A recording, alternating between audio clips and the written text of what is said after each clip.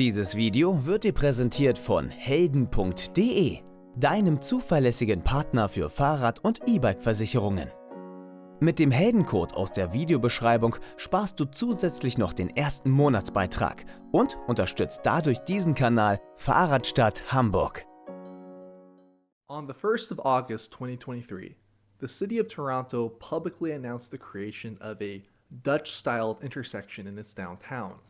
Ja, das Video habe ich damals gesehen und ich fand es damals schon sehr spannend. Und jetzt mal das Ganze so zu sehen, in einem 19-Minuten-Video erklärt bekommen, ist schon sehr interessant. Ich bin sehr gespannt. The announcement, along with a pretty nifty video, was met with delight from local advocacy groups. But what does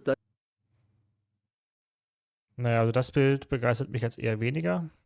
Dutch-styled mean exactly? Why do images of safety upgrades make people think immediately of the Netherlands? And why are so many engineers and planners so eager to brand their latest design as Dutch? The Netherlands... Ja, warum wohl? Warum wohl? Ob dann das Design über was mit den Niederlanden zu tun hat, ist wieder eine ganz andere Frage. Aber warum man versucht, das Niederländisch zu framen, ist eigentlich relativ einfach. Einfach, um das positiv zu besetzen. Man versucht einfach, seine Infrastrukturthemen, die man versucht ranzubringen, positiv zu besetzen, indem man an die Niederlande denkt. Und wenn man an die Niederlande denkt, dann denkt man an die gute Infrastruktur. Und das versucht man sozusagen ein bisschen abfärben zu lassen auf die eigene geplante Infrastruktur. Ob die dann wirklich was mit dem niederländischen Modell zu tun hat und ob es da in diese Richtung geht, ist natürlich auf einem ganz anderen Blatt geschrieben. Although being small, has a massive reputation for creating excellent and safe transportation systems. Ja, und zwar nicht nur für Radverkehr, sondern generell. Radverkehr, Autoverkehr, ÖPNV, alles in allem. Da sind die dann einfach hervorragend. Das kann man nicht anders sagen. Its city centers look like this, the most popular vehicle is this, and its traffic death rate for the last 50 years has done this. But as the irritated Belgian might point out, the Netherlands isn't the only golden boy in the lobby. Denmark's capital of Copenhagen is world famous for cycling. Das stimmt. Da war ich auch gewesen, ist auch sehr faszinierend. Die haben einen ganz anderen Ansatz, aber da gefällt mir der niederländische Ansatz besser. And Danes have plenty to be proud about. German cities like Freiburg and Leipzig have tram and cycling networks that could hold their own against most Dutch cities. In fact, it might surprise you to learn that the Netherlands isn't even the best performer in Europe when it comes to traffic safety. Ranked by traffic deaths per million of inhabitants, a European Commission report in 2022 found that the Netherlands only came in 9th place out of the 27 member states of the EU. But before you get too disappointed and start unsubscribing from Dutch urbanist channels, wait just a minute. Get too disappointed and start unsubscribing from Dutch urban. Ja, jetzt habe ich es verpasst. But before you get too disappointed and start unsubscribing from Dutch. Zack. Schön Nachos Bikes erstmal auch nur ein mini bisschen kurze Zeit draufgepackt als Logo zum Wegschmeißen, dass man es gerade eben noch so wahrnehmen kann. Grandios gemacht. Grandios gemacht. Ich bin begeistert. Urbanist channels, wait just a minute. Because while the land of windmills and cheese isn't the only nation in Europe with safe bike lanes, they are absolute champions when it comes to building them everywhere. Yeah. If you've been fortunate enough to visit Europe multiple times, you might notice a pattern. A popular and often touristic city center with lots of pretty buildings and museums instead of a pedestrianized zone, with easy access to public transit and a safe environment for cycling. But once you exit the downtown, that safe and enjoyable environment. Ja, und wenn ich das schon sehe, da gruselt's einem. Gives way to much more auto-oriented infrastructure. Or if you travel to multiple cities in a country, the quality of transportation can vary drastically from city to city. Sure, Leipzig in Germany is quite good for cycling, but good luck if you go to Bochum or Hagen. Breaking this pattern is where the Netherlands really stands out.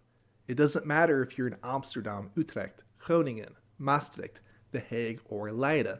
They all have the same safe infrastructure in both the downtowns and the outer suburbs. Yeah. Nor do you have to stick to the large cities. We can see the same safe systems in the small towns and villages scattered across the country, Vollkommen korrekt, genauso ist es.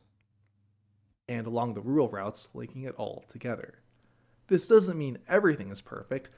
Ja, aber hier sieht man auch, dass das ältere Infrastruktur ist. Das sieht man schon daran, wie sie gemacht ist und wie die Markierungen sind. Und das ist ein älteres Design und auch bei den nächsten Umbaumaßnahmen würde man das auch nicht mehr so machen. Da sehen wir sogar freie Linksabbieger hier vorne an der Kreuzung. So. Und aber selbst die alte Infrastruktur, die wir hier sehen, ist um Meilen immer noch besser als das, was wir heutzutage in vielen deutschen Städten aktuell bauen. Ja, also das muss man sich mal auf der Zunge zergehen lassen, dass diese alte Infrastruktur besser ist als das, was wir bei uns heute neu zum Teil noch planen und bauen. Also von daher, ja, nicht alles ist golden und glänzt und glitzert in den Niederlanden, was Infrastruktur angeht. Aber es ist ich würde sagen, 95% der Infrastruktur ist besser als unsere. But the general rule is that you must look a lot harder to find the bad Ja, than the good. auf jeden Fall. Das habe ich auf meiner Reise durch die Niederlande auch gemerkt. Und das haben wir in den Videos bei mir auch schon gesehen, zum Teil, wo wir die Reise gemacht haben. Es gibt kurze Abschnitte, da ist die Infrastruktur nicht so pralle, aber die muss man wirklich auf der ganzen Reise, muss man das wirklich suchen. Der Großteil ist wirklich gute Infrastruktur und die bisschen mäkeligen Sachen, die muss man mit der Nadel im Heuhaufen schon suchen. Das stimmt. So, why is the Netherlands so good at making its infrastructure uniform? It's not as simple as pointing to a single piece of legislation or telling the story of how a few forward-thinking engineers and planners managed to inspire an entire country with their vision. It'll take analyzing 5 fundamental components that exist independently, but when they come together, it creates a transportation system second to none. The year is 1994. The Channel Tunnel opens, Finland votes to join the EU, and in a small corner of Europe, the Dutch Parliament approves the Wegenverkeerswet, the road and traffic law. Complementary to a new traffic code passed in 1990, these reforms were an attempt to shake things up a little bit in the nation's fight against traffic deaths. By 1985, the country had managed to cut fatalities by 56% from an all-time high in 1972. But in the following 5 years, progress slowed to a trickle with a reduction of just 4%. It was becoming clear that Und gerade wenn man eine Vision Zero Strategie fahren will und man will das gegen Null tendieren, hat man also dann ist natürlich der Bereich zwischen 85 und 90, also die 5 Jahre, 4% Reduzierung natürlich, das kann man nicht akzeptieren, weil wenn man in dem Abschnitt weitermachen würde oder dem Tempo weitermachen würde, wäre man 2060, 2070, 2080 vielleicht irgendwann mal so weit.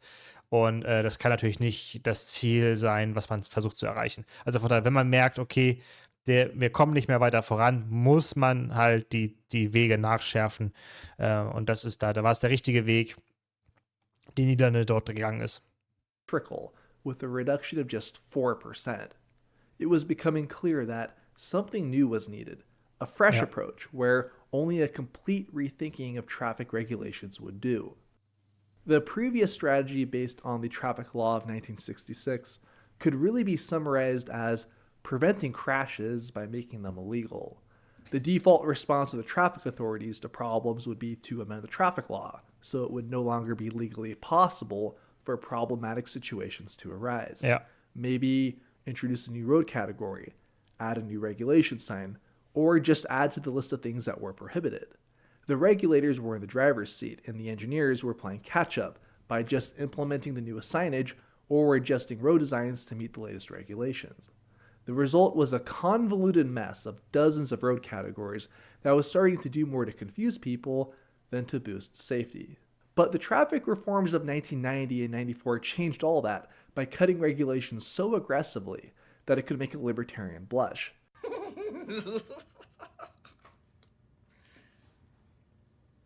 The overwhelming number of legally defined road categories were downsized to just 3. Ja. The Erftoegangsweg, the Gebieds- und Sluitingsweg, and the Stroomweg.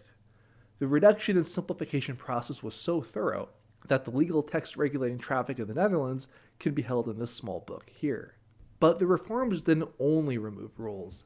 It also added new concepts and precedents, a crucial one being that the design and appearance of road infrastructure must stimulate the desired traffic behavior. Ja. Ja. Und das ist etwas, was wir bei uns nicht schaffen. Da kommen wir nicht hin. Wenn wir uns immer noch über die Reform des Straßenverkehrsgesetzes unterhalten, dass wir da jetzt das, was wir jetzt als massiven Durchbruch gefeiert hatten, was jetzt vom Bundesrat gestoppt wurde, was wir schon als massiven Fortschritt begriffen haben, waren im Grunde ja nur kleine Mini-Steps, die wir gemacht haben. Das war schon der kleinste mögliche Kompromiss irgendwie. Aber dass wir es nicht schaffen, das zu erkennen, was die Niederländer dort gemacht haben, ist schon erstaunlich, denn wir sind ja immer noch dabei, dass wir sagen, ja, wenn wir Verkehr verlangsamen wollen, dann erlauben wir halt einseitiges Fahrbahnrandparken und die am Fahrbahnrand parkenden Autos werden dann schon irgendwann mal irgendwo die Geschwindigkeit reduzieren. Ja, Bullshit ist das. Ja, das Einzige, was am Fahrbahnrand parkende Fahrzeuge dann bedeuten, sind erhöhte Gefahren für den Radverkehr. Mehr aber auch nun wirklich nicht. Hier sehen wir, und das sehen wir in niederländischen Umbauten immer wieder, dass dort, oder auch dem, was es jetzt schon gibt, dass dort einfach durch bauliche Maßnahmen unterstrichen oder herbeigeführt wird, welches Ziel man erreichen will. Also will man Tempo 30 erreichen, dann muss man die Straßen enger machen, man muss sie baulich enger machen, nicht indem man Autos zwischendurch mal da parken lässt, sondern man muss sie baulich verengen, man muss sie baulich verschwenken, man muss baulich dafür sorgen, dass die Leute langsamer fahren und nicht nur ein Schild dranhängen und eventuell mal Fahrbahnrandparken erlauben, damit die Leute einfach nicht durchdrehen. Und das bringt am Ende alles voran. Und das war der erste Schritt damals, den wir hier gerade hören, der das sozusagen implementiert hat und der dann die nächsten 30 Jahre dafür gesorgt hat, dass man Stück für Stück vorankam. Beziehungsweise es war ein wichtiger Punkt in dem Bereich. This shifted the primary responsibility for traffic behavior from the regulators to the road designers. Ja, genau. For instance, if a city wants a residential street to be calm, the traffic law defines 30-km/h regulatory signs that...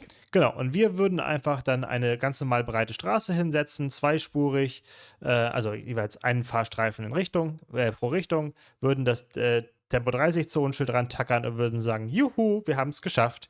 Was aber natürlich überhaupt nicht dazu sorgt, dass dort auch Tempo 30 gefahren wird. Erlebe ich hier in der neuen Tempo 30er-Zone bei mir um die Ecke, erlebe ich das. Da hat sich am Straßendesign gar nichts geändert bei dem Umbau, also wurde umgebaut. Es ist hier die Hasselbrookstraße, Radroute Nummer 7. Habe ich auch schon Video schon öfters gezeigt. Und man hat einfach dann die Straße genauso. Die sieht danach genauso aus wie vorher. Jetzt ist es Tempo 30, aber es juckt natürlich den Großteil der Menschen gar nicht. Die fahren weiter ihre 50 km/h durch diese Straße durch, egal ob da 30 dran steht oder nicht, weil man eben das Straßendesign nicht geändert hat. Man hat es nicht so umgesetzt, dass dort auch 30 gefahren wird. Beziehungsweise in dem Bereich am Anfang sozusagen beim Bahnhof Hasselbrook, da hat man das ja gemacht, da hat man das viel verengt, hat das verschwenkt und so weiter. Da fahren die Leute auch langsam, aber sobald die dort durch sind und dann wieder im breiten Bereich sind, da geben die Leute Gas und dann fahren sie einem davon. Und weil dann einfach das Tempo 30 einfach nicht greift, das Schild nicht greift, weil die Infrastruktur was anderes suggeriert. Und das bekommen wir nicht hin. Wir raffen es nicht. Und ich reg mich schon wieder auf. Can be enforced by the police, and basic rules of the road. Other aspects like getting the majority to comply with the new speed limit, how to create safe behaviors at intersections, and the locations of traffic markings was going to have to be figured out by the road designers in charge of the project. Or as another example, want to create a cycle street where cars behave like guests behind the cyclist. Well, sorry bucko, there's no legal text or regulatory sign defined in the traffic law that can stop Dutch drivers from overtaking cyclists if they want to. So you'd better come up with a way to design the street to shoo away as much car traffic as you can and encourage cars to only pass in a safe manner. This new dynamic, where the government kept itself to basic traffic rules and leaving designing to the designers, changed the paradigm and revolutionized everything. Ja. Now, if you're listening from abroad and have experience with getting stonewalled by arbitrary traffic regulations, the thought of being unshackled from codebooks to chase after your most ambitious designs probably sounds pretty great, right? But transitioning to a system overnight, where you inherit most of the responsibility for driver behavior and be without the blanket support from traffic signs, is not a challenge that anyone should take lightly, or alone for that matter. Dutch road designers needed to start acting less like bureaucrats relying on arbitrary rules, and more like scientists, using data to achieve desired outcomes. To help with this transition, 2 organizations would step forward. The SWOV, or the Wetenschappelijk Onderzoek Verkeersveiligheid, is the primary institute for research for road safety in the Netherlands. They publish general statistics like how many road deaths and injuries occur every year in the Netherlands, to analyzing which types of travel surfaces are the most dangerous, or comparing the benefits of different kinds of intersection design. Think of the SWOV like the eyes and ears of the Dutch road system. As an independent group, their data helps paint a clear and unbiased picture of the challenges facing the transportation system. It is these insights that point designers in the correct direction to then concentrate their efforts. Was aber natürlich dann auch dazu gehört, dass dann die Politikerinnen und Politiker, die dann entsprechende Gesetze entwickeln und durch das Parlament bringen, dann auch sich daran orientieren und auch daran interessiert sind, sich daran zu orientieren und nicht versuchen, durch ideologische Verblendung irgendwie an einem Status quo festzuhalten, obwohl eigentlich die Datenlage und die Faktenlage eigentlich was anderes zeigt. Hust, FDP. Dann kann man da auch weiter vorankommen. Und die Faktenlage ist ja klar, die Länder haben es auch verstanden, die haben die Daten analysiert, die haben die Maßnahmen ergriffen und sie waren erfolgreich damit. Wir kennen die Zahlen auch, wir sind ja nicht doof, wir können ja hingucken. Wir schaffen es aber dann trotzdem irgendwie auf irgendeine Art und Weise einen Volker Wissing als Verkehrsminister zu etablieren, womit wir nun wirklich überhaupt nicht vorankommen bei diesem Bereich. Wir haben jetzt bei der Legislaturperiode, die wir jetzt mit der aktuellen Bundesregierung haben, haben wir wahrscheinlich am Ende der Legislaturperiode nichts vorangebracht. Nichts. Gar nichts. Wir sind nicht weitergekommen. Überhaupt nicht. Ja, und das war ja eigentlich das, worauf wir uns eigentlich alle gefreut haben, als dann die neue Bundesregierung kam, wo man dachte, jetzt wird was passieren in dem Bereich. Alle haben gehofft, oder viele haben gehofft, dass Cem Özdemir unser neuer Verkehrsminister wird, wo dann wirklich der wirklich Fachmann ist, der sich dafür interessiert, der Ahnung hat von dem Thema, der was voranbringen will bei dem Thema. Da hätten wir richtig was reißen können. Ja, shit happens, ist nicht passiert.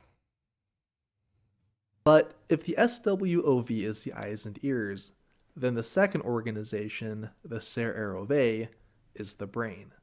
Like the SWOV, the CROV is also an independent group, but its mission is to provide empirically proven design recommendations for engineers and planners across the country.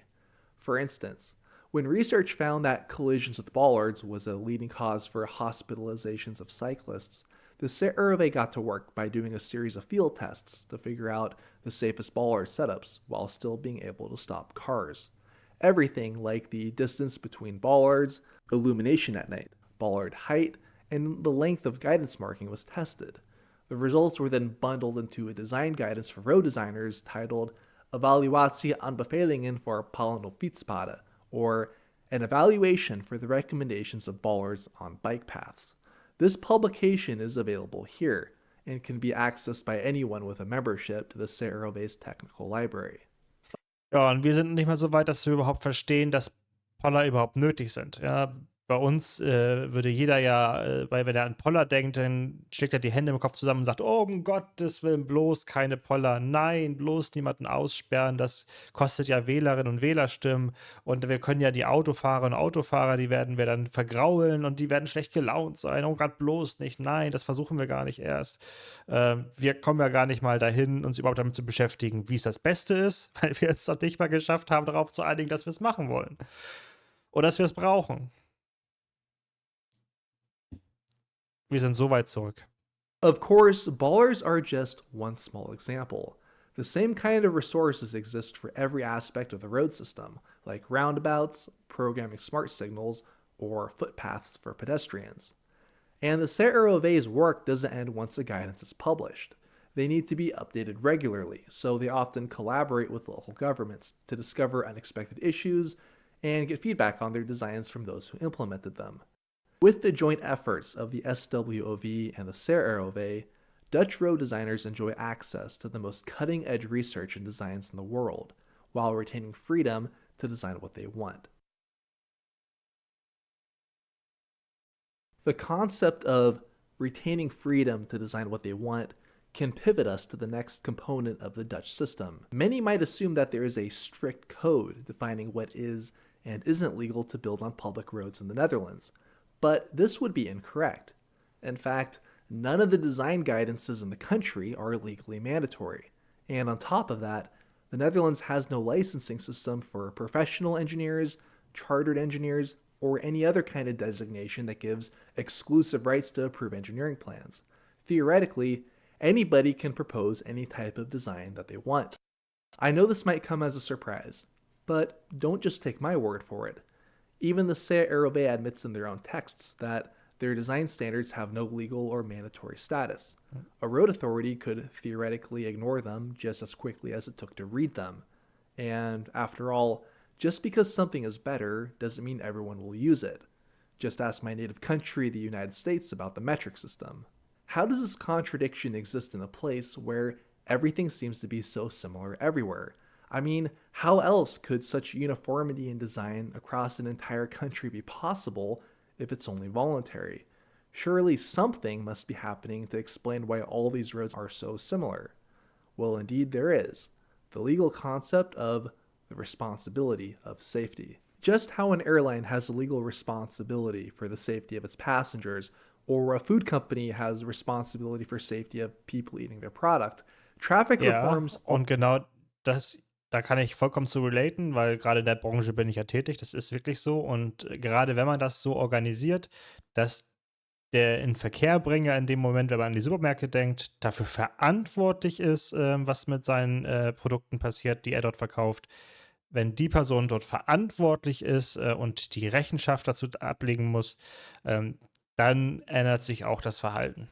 Vollkommen korrekt.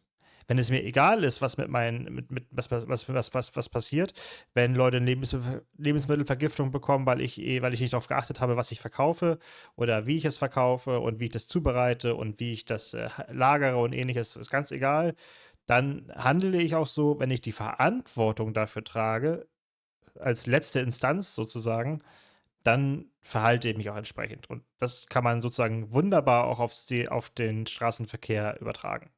Gutes Beispiel, sehr gut. Also introduced this concept to public roads. Now the Dutch Highway Authority, the Rijkswaterstaat, would be responsible for the safety of all drivers using its highways. Or a city like Utrecht became responsible for the safety of cyclists using this bike path. However, this doesn't mean that a drunk driver who gets in a crash on a Dutch freeway can just turn around and hold the Rijkswaterstaat legally liable. Road authorities can only be held liable for crashes that are reasonably within their power to prevent. But it does hold them to account on two things: maintenance and design. Yeah. For example, if a Dutch road is riddled with potholes which ends up causing an accident, the road authority absolutely could be held liable. Fixing potholes and keeping the road in good condition are reasonable things within a road authority's power to do. Another case would be if a cyclist gets injured using a dangerous crossing, when there are alternative designs proven to be safer. Since the road authority is the owner and has the power to approve the design of the facilities it operates, it also falls within their reasonable power to only approve the safest designs to protect its users. So, what's a road authority manager looking to avoid bankruptcy from legal settlements to do? Invest like hell in proper maintenance and follow the design guidelines that have been empirically proven to be the safest option possible. Yep. So, while using the CROV isn't legally mandatory, there is one hell of an incentive. This incentive is a nifty tool: but it also has a useful companion that can block stubborn designers from causing lasting damage. Mhm.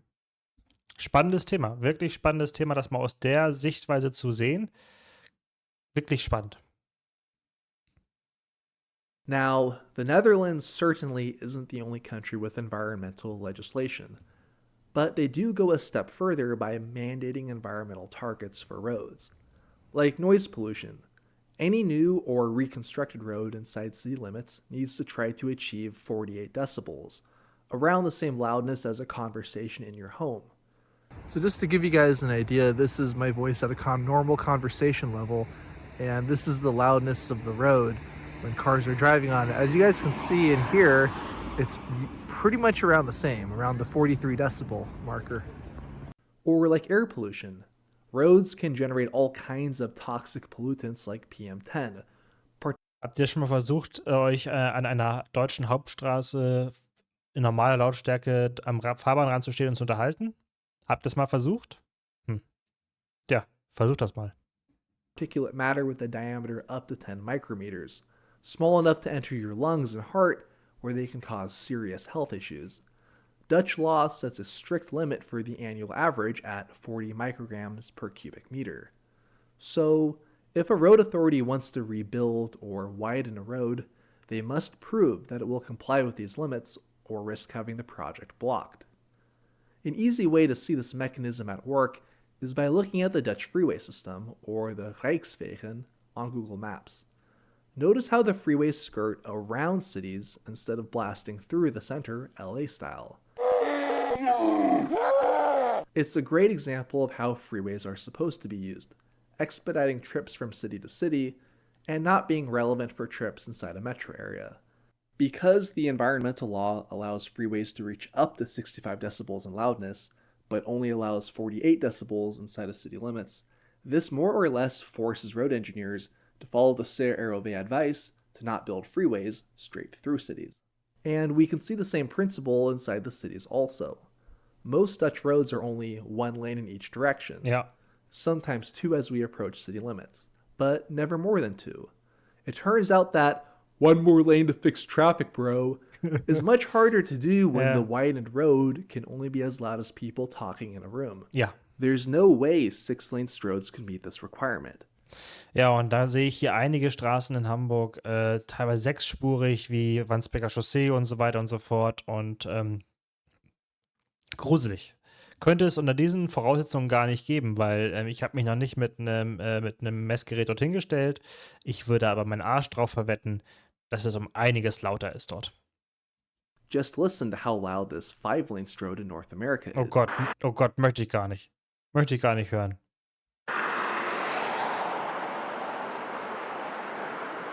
So, because environmental legislation makes road widenings a non-starter, it forces local leadership to seek out alternatives that actually work, like more efficient signals, better bus connections, or more cycling. Mhm. Guter Punkt. Wirklich guter Punkt, was das angeht. Sowas zu etablieren, ist ein Maximalpeaker, was den Ausbau in Breite der Fahrbahn angeht, also was die Fahrspuranzahl angeht oder ähnliches angeht, was das auf jeden Fall bis ans Maximum begrenzt, damit die Straße auch immer noch für Anwohnende lebenswert bleibt. Guck dir in Hamburg oder in Berlin oder in anderen Städten die Hauptverkehrsstraßen an, da bemitleidest du jede Person, die dort leben muss, weil die kann mit Sicherheit nicht nachts bei offenem Fenster schlafen, weil das so laut ist, dass man nicht einschlafen könnte. Könnte es hier kaum geben. The final component for discussion isn't technical like the previous ones, but rather cultural. It's the piece of the puzzle that isn't about how to do it, but more about the why. Mhm. Why was there so much motivation to reform in the first place? Why was there so much invested in research and design knowledge when it didn't happen in other nations? And why bother with such a complex systems of incentives instead of a blunt force mandatory approach? To understand this, we need to touch on the Dutch tradition of polderpolitiek. To understand polderpolitiek is to understand the geography of the Netherlands and the history of the Dutch relationship with it. As most of you probably know, a large chunk of the Netherlands landmass is under sea level elevation. There's little to worry about today about catastrophic flooding, but hundreds of years ago, the fortress that the Dutch built to protect themselves didn't exist. Most of the land was wet, marshy, and very flood prone.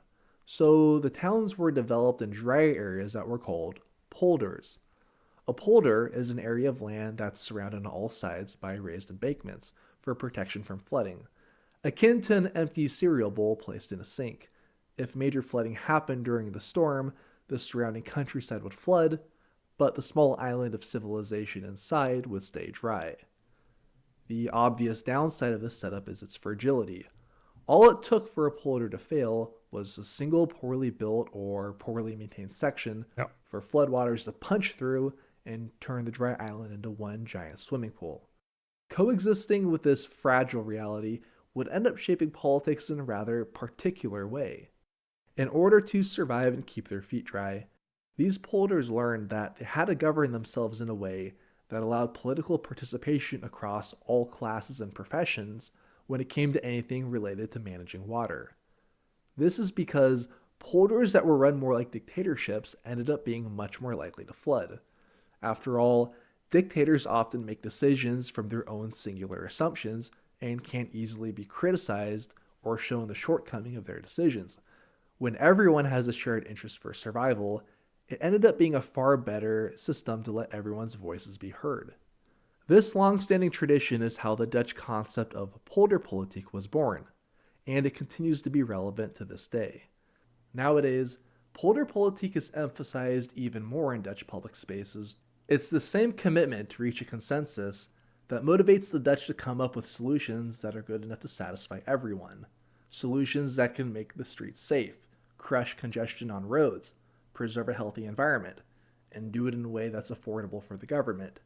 It was this commitment that led to the rise of each component we discussed, and then coming together to produce a system that continues to inspire people around the world every day.